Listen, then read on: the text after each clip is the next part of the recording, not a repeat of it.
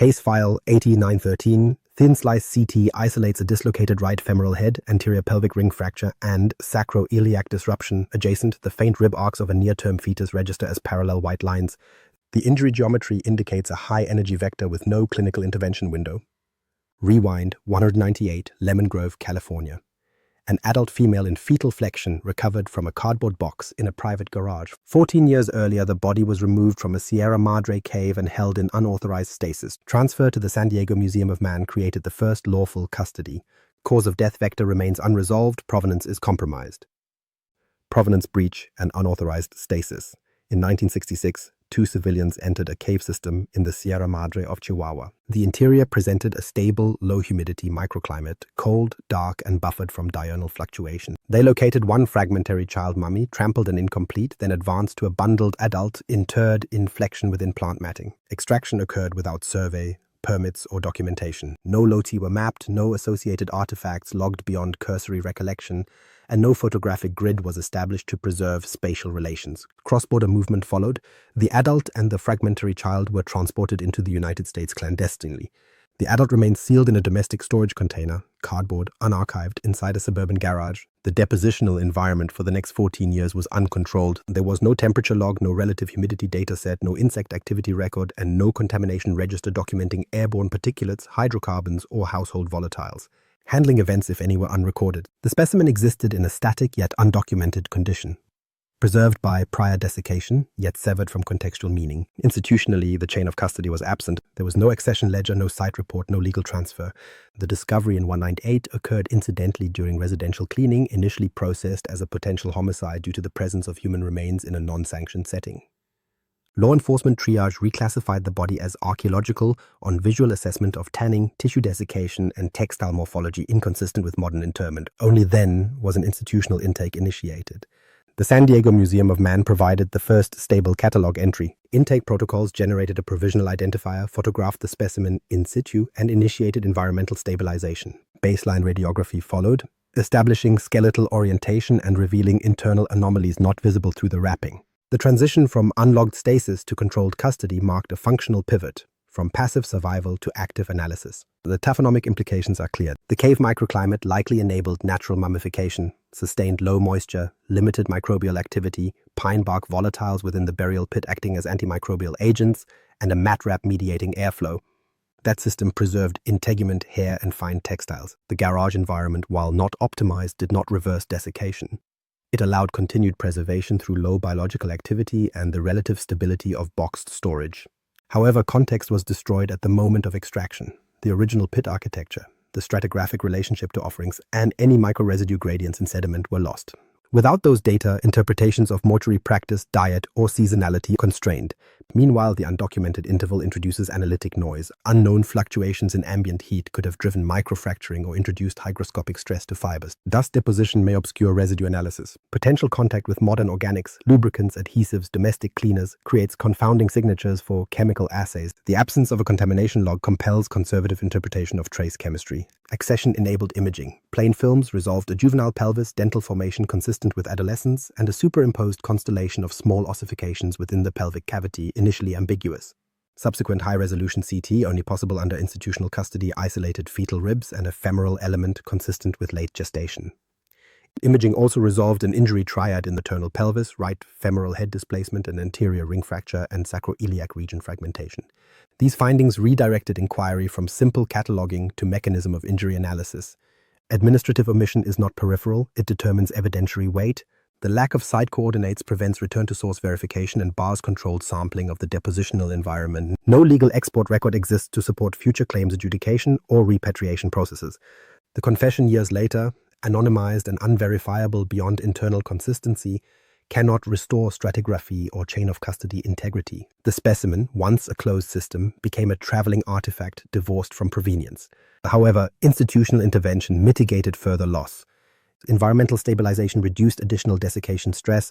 Non-destructive imaging preserved the limited remaining tissue integrity while extracting maximal structural data. Cataloging established a referential anchor for future comparative studies.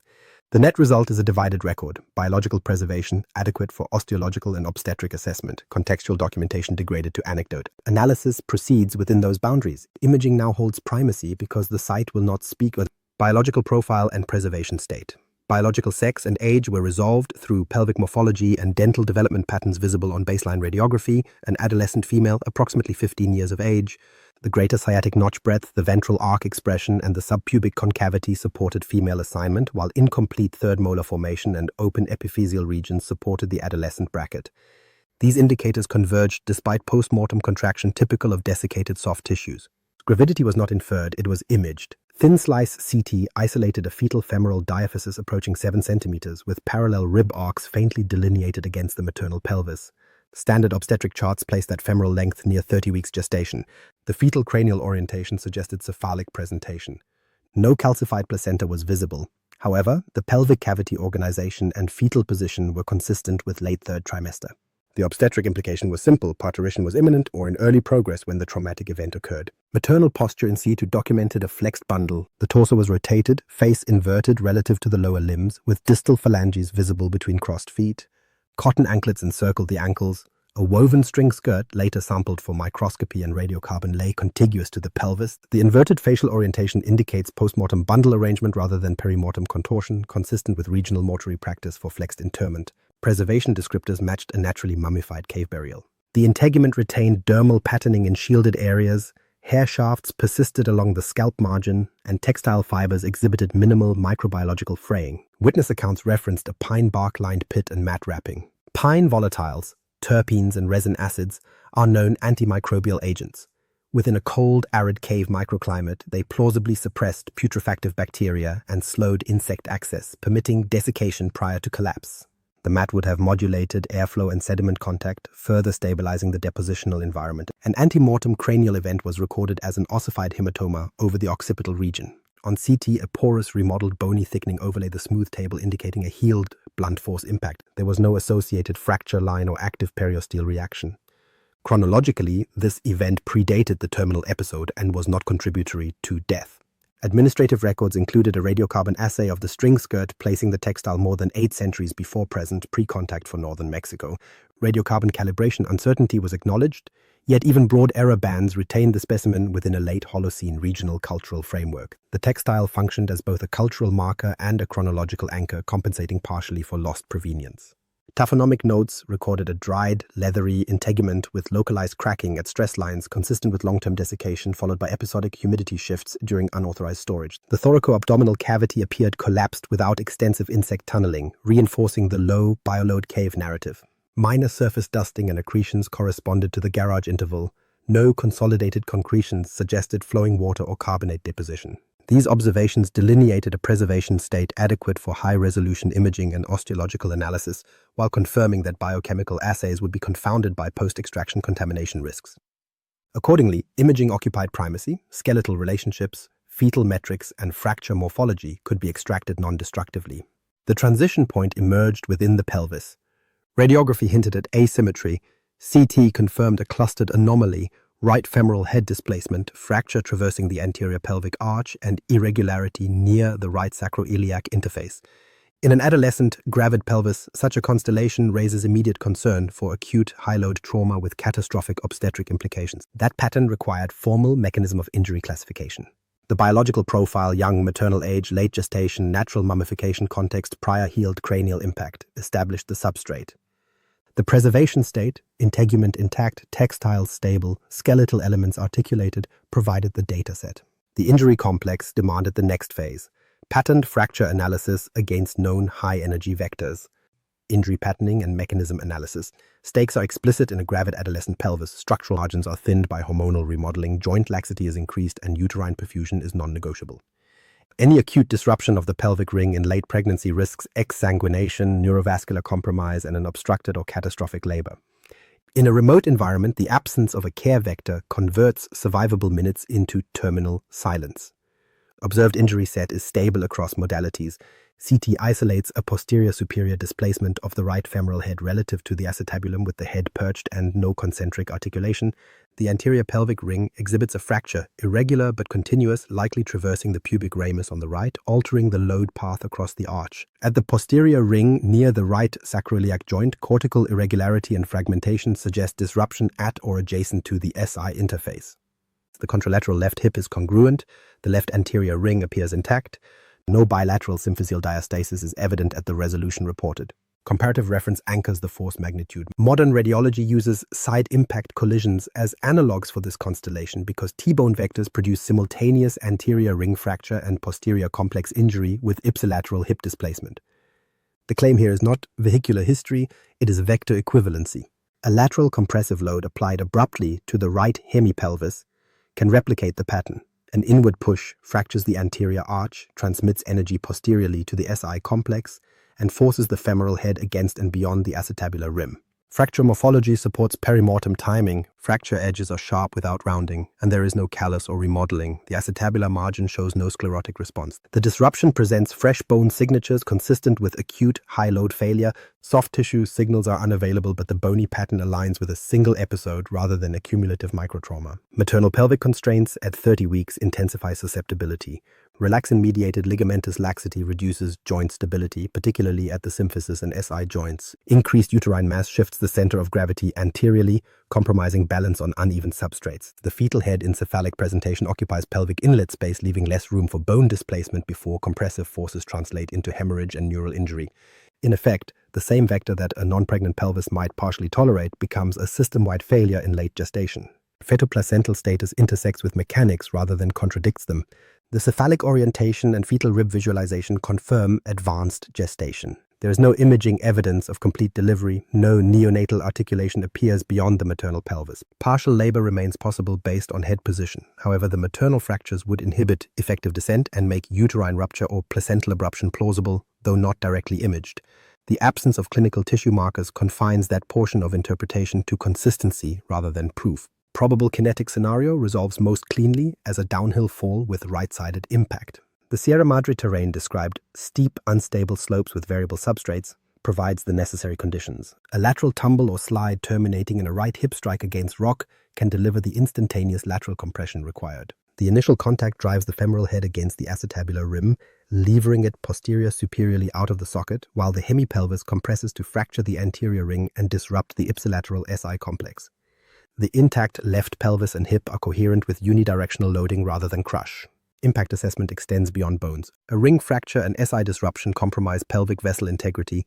Venous plexus injury can bleed extensively without external signs. The dislocated hip eliminates independent ambulation. In a remote canyon, the time to care exceeds the time to decompensation. Even without uterine involvement, hemorrhage alone is sufficient. With pregnancy, the risk profile escalates. Alternative mechanisms were considered against the pattern. A vertical drop with axial load would preferentially injure the sacrum and symphysis, often bilaterally, which is not observed. A direct anteroposterior crush would more likely widen the symphysis and produce bilateral anterior injuries, also not present. Rotational torsion could disrupt the SI joint, but would not predict the acute hip dislocation without a lateral component.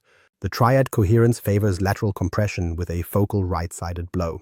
The question of sequence, whether the hip dislocation preceded the anterior ring failure or occurred as a near-simultaneous event, cannot be resolved on imaging alone. The energy threshold for posterior hip dislocation is high. Coupling it with ring failure in the same hemipelvis implies that the load exceeded single structure tolerance and propagated through the pelvic ring almost instantaneously. The fetus, acting as an intra-abdominal mass, would not absorb meaningful skeletal load. Instead, the mass increases the momentum and destabilizes the maternal posture during the initiating slip. Causation theory must also address terrain-mediated accelerants. Loose talus, concealed voids beneath pine duff, and wet surfaces on shade gradients produce sudden lateral foot loss. A misstep with a right-side downslope would pitch the body into lateral descent. If the subject carried harvested loads or a water vessel, lateral imbalance increases. These details are consistent with routine subsistence movement rather than extraordinary circumstance. Meanwhile, the pattern integrity suggests a single high-energy episode. There is no evidence of staged or multi-episode trauma, no contralateral ring involvement, no healed pelvic injuries, no repetitive stress markers consistent with chronic instability. The prior occipital hematoma is anatomically and temporally isolated. The pelvis reads as a clean event. Operationally, the absence of clinical intervention in the historical context completes the mechanism. No reduction of dislocation occurred. No pelvic binding, no fluid resuscitation, no surgical control of pelvic bleeding. The system had no means to reverse the kinetic decision encoded in bone. Interpretive boundary remains. The imaging cannot specify whether labor had begun minutes or hours prior, nor whether placental abruption contributed decisively. The exact terminal sequence, hemorrhagic shock versus combined obstetric crisis, stays unresolved. But the mechanism delivering the injury set is sufficiently constrained. Acute lateral compression with right-sided impact in steep terrain during late pregnancy, without access to care. This classification is not narrative flourish, it defines the archival label. The cause of death vector is consistent with a single, high-energy environmental event acting on a gravid adolescent pelvis, with fatal consequences amplified by physiologic state and situational isolation. Environmental context and cultural frame. Terrain profile is documented. Sierra Madre canyons cut deep gradients from pine oak uplands to warmer bottoms.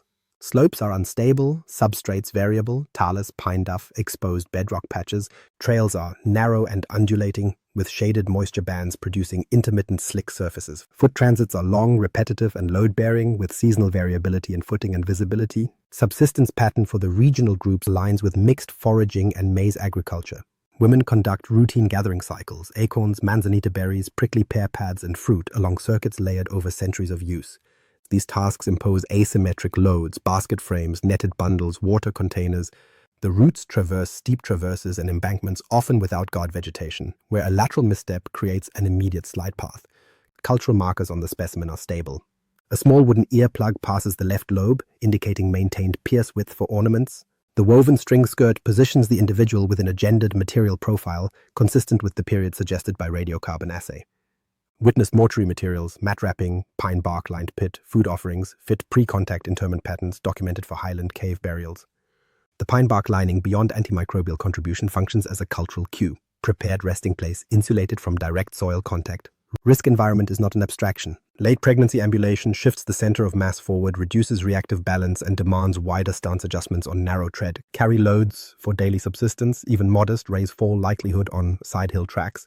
In a canyon system where fall vectors are lateral, not vertical, a body can slide into a rock outcrop without premonitory noise or warning. In this environment, the injury triad imaged in the pelvis is an environmental possibility without human antagonists. Speculative vector is flagged as inference. Oral histories for the region include accounts of intergroup raids and abductions. Female adolescents of reproductive age would be high-value targets in such dynamics. A frightened lateral flight on unstable ground elevates slip risk. However, the record here lacks direct associative artifacts, weapon trauma, binding traces, or pathognomonic lesions.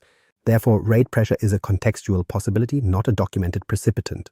The causation model remains environmental, with sociocultural stressors listed as potential accelerants. Meanwhile, burial practice frames the aftermath. Flexed body placement, mat wrapping, pine bark lining, and food offerings suggest recovery by community members after death, not abandonment in place. This implies post-event discovery and ritual compliance even in rugged terrain. The integrity of the bundle, prior to 20th century extraction, supports an undisturbed mortuary interval sufficient for natural desiccation within the cave microclimate. Transition is now required. Environmental and cultural frames explain how such an injury could occur and how the body was treated locally. The subsequent chain, the artifact's extraction, cross-border concealment, and prolonged non-archival storage, documents a different system entirely, modern custodial failure. The analysis shifts from terrain-mediated biomechanics to administrative structure, custody, ethics, and irreversible data loss.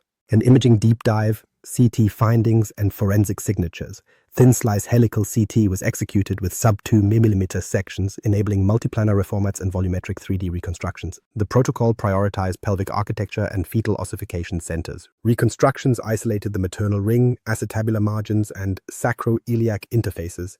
Secondary volumes rendered fetal long bones and thoracic elements. Fetal metrics were resolved from a clearly delineated femoral diaphysis measuring approximately 7 centimeters. Standardized fetal length charts placed this at roughly 30 weeks gestation. Rib segmentation appeared as faint parallel arcs within the maternal basin, corroborating advanced viability. Cranial elements were low contrast but oriented cephalically relative to the inlet, consistent with late-term presentation. The pelvic complex displayed a coherent triad. The right femoral head sat posterior superior to the acetabular cup, indicating dislocation without concentric reduction. An anterior arch fracture traversed the right pubic ramus, producing discontinuity across the ring. Posteriorly, cortical irregularity with fragmenting at the right sacroiliac margin signaled joint disruption. The contralateral hemipelvis, acetabulum, and SI joint remained intact, preserving lateralized pattern integrity. Pattern integrity supports a single acute high-energy episode.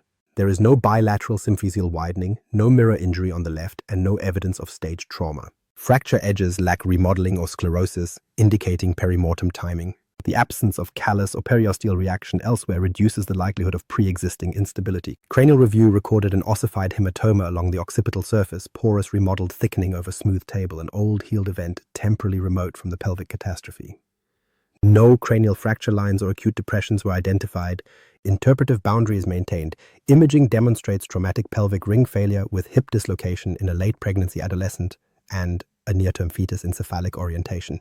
It cannot sequence hemorrhagic shock versus obstetric cascade, nor visualize placental abruption or uterine rupture. The cause of death classification remains consistent with acute lateral compressive trauma in remote terrain with obstetric complication probable, not definitive obstetric pathology. These signatures govern archival citation: gestation 30 weeks, cephalic fetus, right-sided acetabular dislocation, ipsilateral anterior ring fracture, ipsilateral sacroiliac disruption, remote healed occipital hematoma, no multi-episode trauma detected. The file resolves to a gravid adolescent, near term, with a right-sided pelvic ring failure and hip dislocation consistent with a single high-energy lateral event in steep terrain. Death aligns with trauma compounded by absent care. Review the attached documentation and submit your findings below. If this analysis is deemed relevant, subscribe for further archival releases, circulate to additional observers for secondary review to expand comparative datasets and refine mechanism of injury classifications across analogous cave-preserved contexts.